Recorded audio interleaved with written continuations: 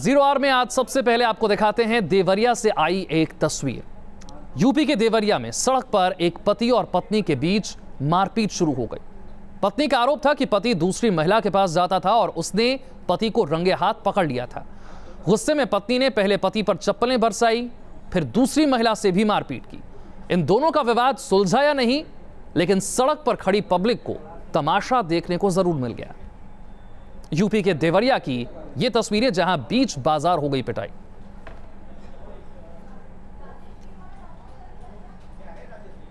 और अब आपको दिखाते हैं झारखंड से एक ऐसी खबर जो नई बहस का सबब बन गई है।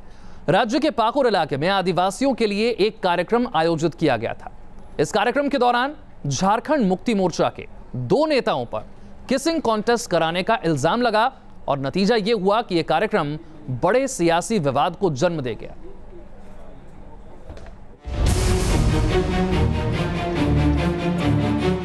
हम आपको पूरा वीडियो नहीं दिखा सकते क्योंकि जिस तरह से प्यार का तथाकथित इजहार इन तस्वीरों में किया जा रहा है वो टीवी पर नहीं दिखाया जा सकता। झारखंड के पाकुड़ में हर साल की ही तरह इस साल भी झारखंड के आदिवासी समाज के लिए एक मेला आयोजित किया गया था। मेले में दिन के वक्त तो सांस्कृतिक कार्यक्रम हुए, लेकिन शाम होते होते मेले का मैदान एक किसिंग कॉन्टेस्ट में बदल गया। यूं पूरे समाज के सामने किसिंग कॉन्टेस्ट का आयोजन हुआ तो बहस होनी लाजमी ही थी। झारखंड मुक्ति मोर्चा के 2 विधायकों पर इस तरह का किसिंग कॉन्टेस्ट आयोजित करने का आरोप लगा। कार्यक्रम में झारखंड मुक्ति मोर्चा के साइमन मरांडी और स्टीफन मरांडी भी मौजूद थे। खबरों के मुताबिक किस के लिए 500, 700 और 900 रुपए का इनाम भी रखा गया था। आदिवासी समाज में किसिंग कॉन्टेस्ट को लेकर हुए इस कार्यक्रम के सामने आते ही सियासी वार पलटवार शुरू हो गए। जीएमएम विधायक साइमन मरांडी ने इसे पति पत्नी के बीच प्यार बढ़ाने वाला कदम करार दिया। ये चुंबन एक पति पत्नी के मामले की बात है और इस मकसद से ये लोग जो है शुरू किया है। तो बीजेपी और दूसरे विपक्षी दल जीएमएम पर संस्कृति से छेड़छाड़ के आरोप लगाते नजर आए। लेकिन इस तरह एक विधायक जो एक संस्कृति को रक्षा करने के लिए, समाज को सुधारने के लिए जो जाति लेकर के वोट के प्रतिनिधि बन करके विधायक बने हैं और वो लोग इस तरह का करते हैं, इन लोगों को तो सर्व के माने उसको चुल्लू भर पानी में डूब के मर जाना चाहिए और इस पर जो है पूरा हम लोग विरोध करेंगे। चुम्बन प्रतियोगिता करके इस समाज को कलंकित करने का काम कर रहे हैं। आप स्वयं समझ सकते हैं कि यहाँ पे ये चुम्बन प्रतियोगिता जो सरेआम एक घिनौना ये कार्य है, ये समाज को, आदिवासी समाज को किस ओर लेके जा रहा है। एक सांस्कृतिक मेले में किसिंग कॉन्टेस्ट कुछ इस तरह सियासत की बिसात बन गई। Team news nation. और अब बात अमेरिका के राष्ट्रपति डोनाल्ड ट्रंप की, जिनके इतिहास को दोबारा जिंदा करने की कोशिश हो रही है। दरअसल राष्ट्रपति बनने से पहले डोनाल्ड ट्रंप पर कुछ महिलाओं के साथ बदसलूकी करने का आरोप लग चुका है और अब ये महिलाएं मांग कर रही हैं कि डोनाल्ड ट्रंप के खिलाफ इन इल्जामों को लेकर कांग्रेस की जांच होनी चाहिए। Jessica Leeds, Mindy, Natasha Stoynoff, Rachel Crooks, Samantha Holvey, Temple Taggart, ये वो नाम हैं जिन्होंने दुनिया की सबसे बड़ी ताकत, अमेरिका के सबसे ताकतवर शख्स डोनाल्ड ट्रंप पर बदसलूकी करने के आरोप लगाए थे। अगर पिछले 2 सालों की बात की जाए तो 12 महिलाओं ने ट्रंप पर अलग अलग किस्म की प्रताड़ना के आरोप लगाए हैं और अब इनमें से 3 महिलाएं एकजुट होकर ट्रंप के खिलाफ एक्शन की मांग कर रही हैं। खबरों के मुताबिक जेसिका लीड्स, रेशल क्रुक्स और समांथा हॉलवे ने ट्रंप के खिलाफ कांग्रेस की जांच की मांग उठाई है।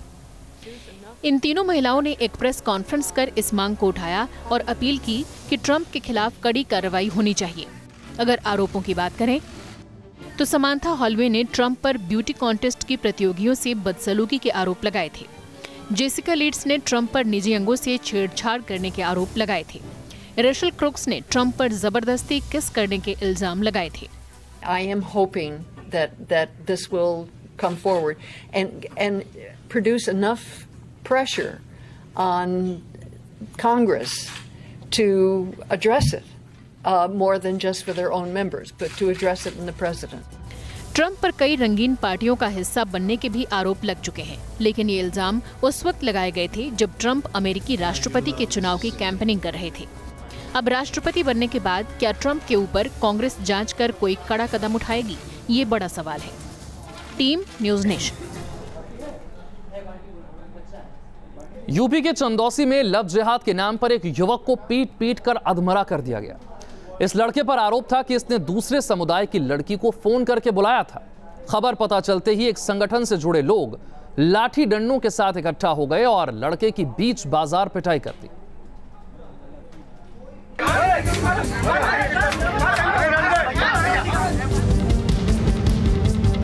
तस्वीरें यूपी के चंदौसी की हैं, जहां लव जिहाद के आरोप में एक युवक को इतनी बुरी तरह पीटा गया कि वो अधमरा हो गया। वो अपने पैरों पर खड़ा नहीं हो पा रहा है। कैमरे के सामने ही युवक को अर्धनग्न करके लात घूंसों और डंडों से पीटा गया। इस नौजवान पर आरोप है कि इसने दूसरे समुदाय की लड़की को फोन कर मिलने के लिए बुलाया था। इस बात की भनक लगते ही एक संगठन के कार्यकर्ताओं ने पूरे मामले को लव जिहाद से जोड़ दिया और युवक को उसके कमरे में घुसकर बेरहमी से पीटा। कम से कम 8-10 लोग थे। अच्छा, मैं जान संभालने की कोशिश किया। लव जिहाद का आरोप लगाकर मारपीट की गई और उसके बाद पुलिस को खबर दी गई। पुलिस ने भी आनन फानन में कार्रवाई की। युवक दूसरे समुदाय का होने की वजह से पुलिस ने भी गंभीर धाराएं लगाने में देर नहीं की। इंसाफ देखिए कि जिस नौजवान की पिटाई हुई थी उसी के ऊपर SC एक्ट और छेड़छाड़ की धाराएं लगा दी गई। जानकारी है कि दोनों विभिन्न समुदाय के लोग थे, जिस पर एक पक्ष द्वारा उनको पकड़ लिया गया, लेकर थाने आए, जिसके खिलाफ हत्या का मुकदमा और लड़की छेड़छाड़ संबंधी मामला पंजीकृत कर अभियुक्त को जेल भेज दिया गया। मारपीट कर अधमरा कर दिया गया और जब मामला बढ़ता दिखा तो सफाई भी सामने आई। सफाई ये कि युवक को महिलाओं ने मारा, जबकि तस्वीरों में साफ दिख रहा है कि मारपीट करने वाले सिर्फ पुरुष थे। नहीं, हमारे संगठन के कोई लोग नहीं थे। वहाँ मोहल्ले की जो महिलाएं थी उन्होंने वो आक्रोशित की। जब मैं पहुंचा, मैं ही पहुंचा था वहाँ पर, मुझको सूचना आई थी, मैंने उन आक्रोशित महिलाओं को शांत कराया। जिस युवक की पिटाई की गई वो अब भी कह रहा है कि वो लड़की और उसके परिवार को जानता था, लेकिन लव जिहाद का नाम आते ही भीड़ ने आपा खो दिया और फिर सामने आई ये तस्वीर। Team news nation. यूपी के चंदौसी में जो कुछ हुआ उसने एक बार फिर लव जिहाद के नाम पर कानून को तोड़ने की उन तस्वीरों की याद दिला दी जो कुछ ही दिन पहले राजस्थान के राजसमंद से आई थी। राजसमंद में एक शख्स ने लव जिहाद की दलील देकर दूसरे शख्स की सरेआम हत्या कर दी थी और अब पुलिस एक एक कर उन सभी लोगों पर शिकंजा कस रही है जिनका इस पूरे मामले में किसी ना किसी किस्म का ताल्लुक है।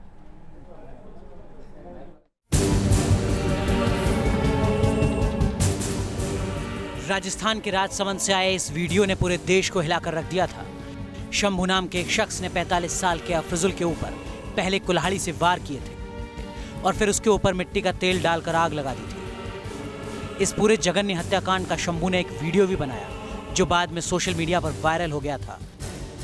इस वीडियो में शंभू ने लव जिहाद की दलील देकर धमकियां दी थी और बताया था कि उसने अफजल का कत्ल किया था। जिहादियों, ये तुम्हारी हालत होगी। ये लो जिहाद फैलाओ हमारे देश में ऐसा करो, ये तुम्हारे हर जिहादी की हालत, जिहाद खत्म कर दो, बाकी ये हालत होगी तुम्हारे हर जिहादी की। शंभू रायगर की गिरफ्तारी तो हो गई थी, लेकिन राजस्थान में कानून व्यवस्था की हालत को लेकर पुलिस की फजीहत हुई थी। अपने ऊपर लगे इस दाग को हटाने के मकसद से पुलिस हरकत में आई। सोमवार को पुलिस ने 2 ऐसे लोगों को हिरासत में ले लिया जिन्होंने सोशल मीडिया पर शंभू रायगर के समर्थन में पोस्ट डाले थे।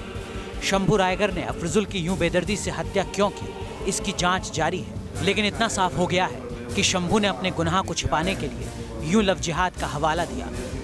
Team news nation.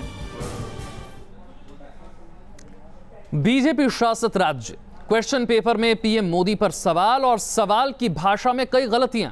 कुछ ऐसा हुआ राजस्थान में जहां 10वीं के छात्रों को हाफ ईयरली एग्जाम के लिए जो क्वेश्चन पेपर दिया गया उसमें प्रधानमंत्री मोदी को लेकर पूछे गए सवाल की अंग्रेजी में खामियां सामने आई। स्पीकर हो गया स्पोकर, क्राउड हो गया क्रोड, सेवी हो गया सोवी।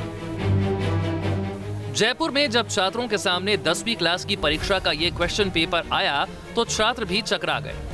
जहां पीएम मोदी से जुड़ा सवाल था वहीं एक नहीं बल्कि 3 भाषा की गलतियां थी और गलतियां भी ऐसी जो पेपर बनाने वालों पर सीधे सवाल उठाएं। मामला सामने आया तो अधिकारियों के हाथ पांव फूले और जल्दबाजी में अजीबोगरीब दलीलें दी गई स्पेलिंग मिस्टेक्स होना एक प्रक्रिया है, हो सकता है कुछ स्पेलिंग मिस्टेक रह गई हों, प्रेस के लेवल पर प्रिंटिंग में मिस्टेक आ जाती है। इसके लिए हमने प्रावधान किया हुआ है, परीक्षा के साथ एक कमेटी विशेष बना रखी है, उनके संज्ञान में प्रकरण आता है, उसको रिव्यू कर लेते हैं। पीएम से जुड़े सवाल में इतनी भारी गलतियां थी, बीजेपी को अपना पक्ष रखना ही था तो रखा भी। देखिए, मैं सबसे पहले तो ये कहूँगा, कई बार डिपार्टमेंटल क्लेरिकल मिस्टेक्स होती हैं।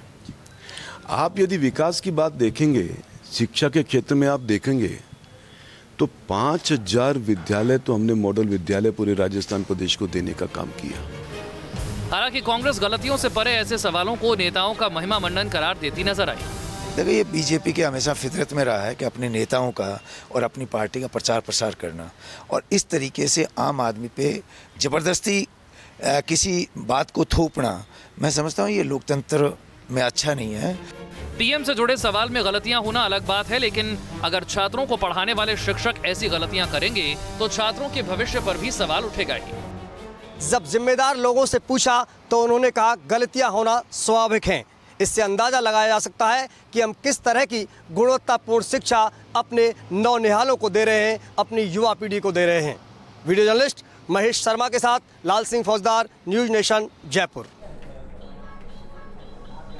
हिंदुस्तानियों के अच्छे दिन आ गए हैं। एक सर्वे की माने तो ऐसा ही लगता है। लेगाटम प्रॉस्पेरिटी इंडेक्स में इस साल भारत की पोजीशन बेहतर हुई है। इस इंडेक्स में भारत को 100 नंबर की पोजीशन दी गई है। पिछली बार भारत 104वें पायदान पर था। लेगाटम प्रॉस्पेरिटी इंडेक्स में किसी भी देश में नागरिकों के जीवन स्तर का आकलन किया जाता है। इसके लिए 9 क्षेत्रों को देखा जाता है, जिसमें आर्थिक हालत, उद्योग धंधों के लिए माहौल, प्रशासन, निजी स्वतंत्रता, सामाजिक उत्थान और सुरक्षा, शिक्षा, स्वास्थ्य के साथ साथ पर्यावरण को शामिल किया जाता है। पिछले साल भारत ने आर्थिक हालत और उद्योग धंधों के लिए माहौल और प्रशासन में सुधार दिखाया है, जिसके चलते भारत की रैंकिंग सुधरी है। घाटी में भारी बर्फबारी हो रही है, जिस वजह से कश्मीर पूरी तरह से सफेद चादर से ढक गया है। सभी पहाड़ी इलाकों पर स्नोफॉल देखने को मिल रहा है। श्रीनगर से लेकर पीर पंजाल में पिछले 2 दिनों से भारी बर्फबारी हो रही है। किस तरह से देखिए, पीर पंजाल में चारों तरफ बर्फ ही बर्फ नजर आ रही है। पेड़ों से लेकर सड़कें सभी बर्फ से ढकी हुई हैं। ताजा बर्फबारी से जम्मू संभाग को राजौरी पुंछ के रास्ते कश्मीर से जोड़ने वाला मुगल रोड और बांदीपुरा गुरेज मार्ग को भी पूरी तरह से बंद हो गया।